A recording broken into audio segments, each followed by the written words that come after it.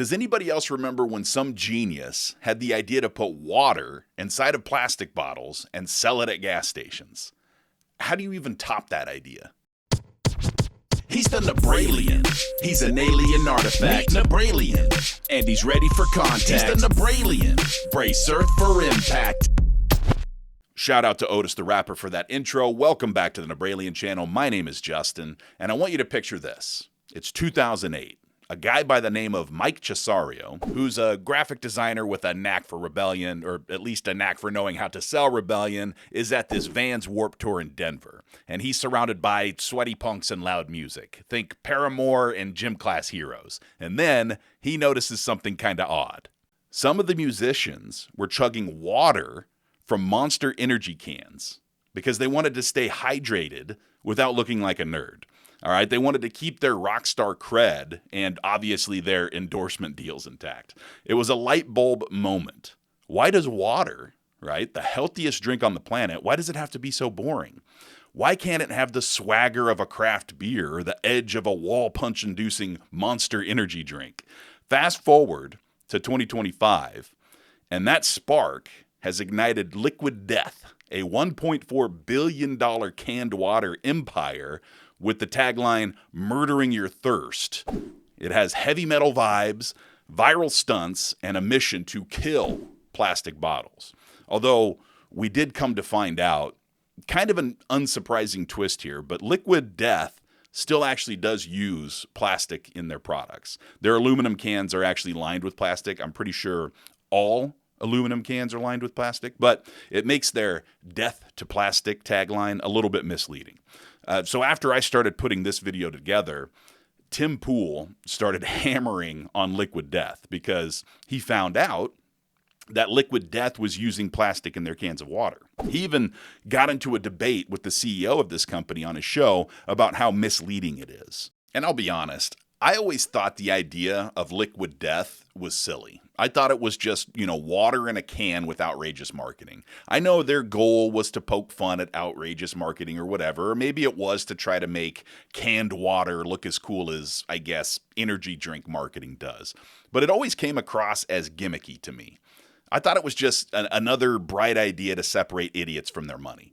Kind of like Oakley sunglasses or iPhone, right? They are pretty much the same thing as the competitor, but somehow their marketing has people willing to happily overpay for their product. But I also thought the same thing about, the plastic. I thought that part of the reason their water was in fact so much more expensive than other bottled waters was because it was plastic free. But that's not the case. So I'm about to get back to the history of Liquid Death, but I wanted to add this little tidbit in here. I'm fairly confident that Tim Pool only made as big a deal about it as he did was because he wanted to launch his own water brand, Pool Water, but it was interesting. So anyway, Mike Cessario wasn't your typical beverage mogul. He was a creative guy. He was crafting ads for Netflix and Organic Valley with a side hustle in branding. So in 2013, he launched Western Grace was the name of it, a craft brandy, but the red tape of the booze world taught him a hard lesson. The beverage game is brutal. Okay, still, that Warped Tour, it was fresh in his memory, stuck in there since 2008. Water bottles like Fiji and Aquafina felt like they were designed for yoga moms or corporate boardrooms. Where was the cool drink? Where was the drink for the tattooed, the rebellious, the kids who'd rather slam a can than sip from a plastic bottle?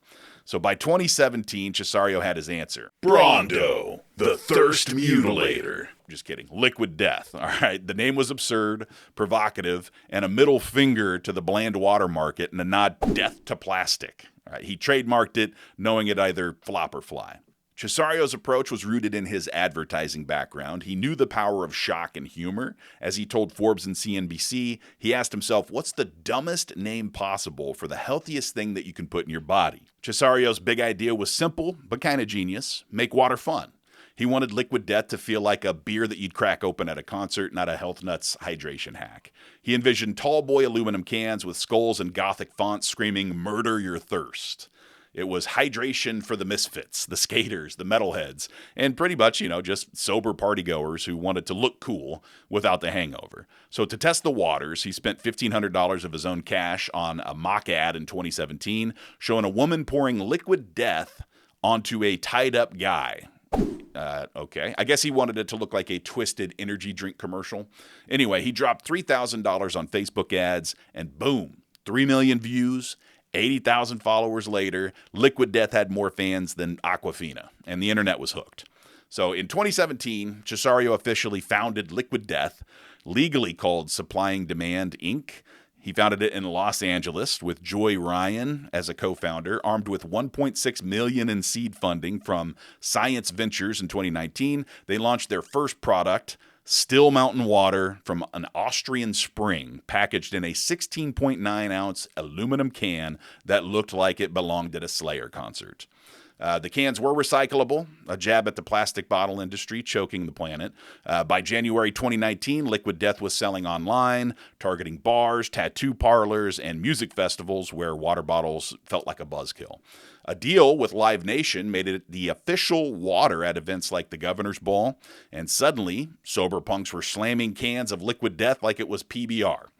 The brand's early days were scrappy but strategic. Cessario leaned on his advertising chops, creating social media content that felt like a mix between Jackass and death metal.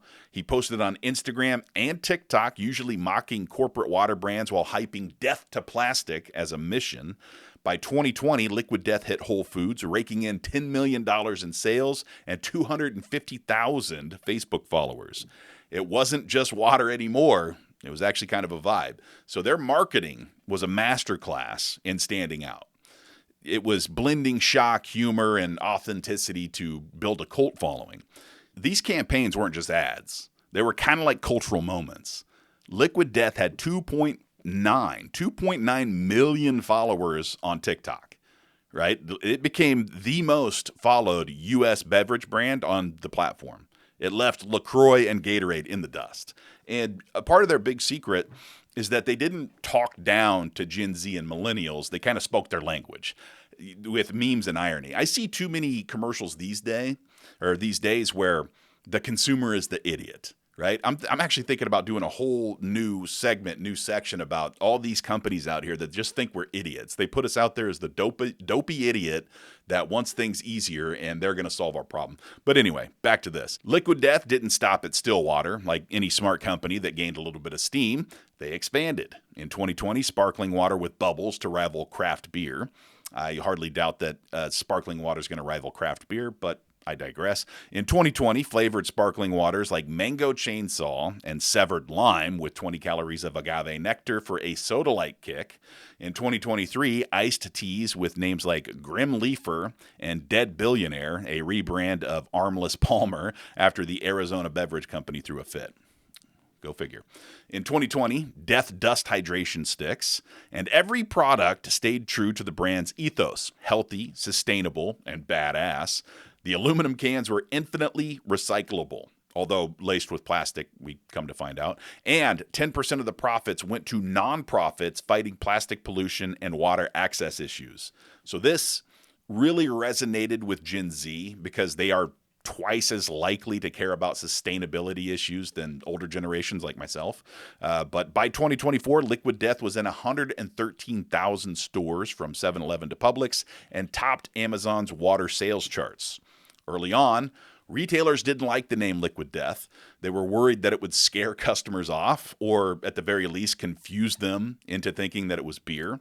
Critics called it a gimmick. Hi, I'm Critics. With some ex-users labeling it as water in a can. Just water in a can. You know why? Because it's just water in a can. High shipping costs from Austrian water sources ate into profits, with freight making up 47% of expenses in 2022. Cessario tackled this by moving production to the U.S., aiming for profitability by 2024.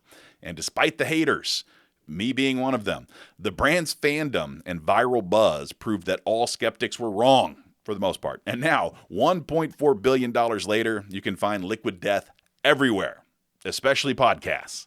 All right, so look, I'm not actually a hater. of Liquid Death. Good for them for their great marketing. They may want to try to get ahead of this whole, hey guys, we actually do use products or, plastics in our products. But other than that, it's good for them. It's an American success story. This is a successful American company, and that's awesome. If anything, however, it just goes to show that with the right marketing, you can sell any damn thing. Thank you for checking out the video. I hope you found the information useful. And if you did, then please be a pal by liking the video and subscribing to the channel. Small YouTube channels like mine benefit the most from a few small clicks of a button, especially this day and age with so many AI content creators out there that are just pumping out video after video. It's nice to show the algorithm that you want to see real people talking about real stuff. Also, I want to give a big shout out to Otis the Rapper. Otis has created the music that I use as my intro and outro on all videos. If you enjoy that hard-hitting, lyrical hip-hop rap music with that gangsta swag, then stay away from Otis the Rapper. Otis does not have money, cars, street cred, nor the ability to steal your girl, but he does make some pretty fun songs, like this one. I ride a hippopotamus. I ride a hippopotamus. You can ride my hippopotamus. You can ride my hippopotamus.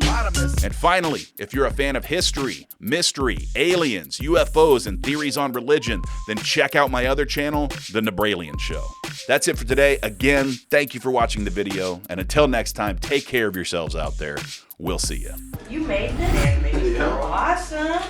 They better call up Scully and Mulder and make it faster. Alien has landed at the edge of Nebraska. And he's armed and ready with a phaser and laser gun. Surrender all your women and get ready to run. Because you've never seen a larger headed being than this cat. Head so big his only enemy's a ball cap. Initiate. Start the countdown from 10. Get ready for the probe, the show to begin. He's the NebrAlien.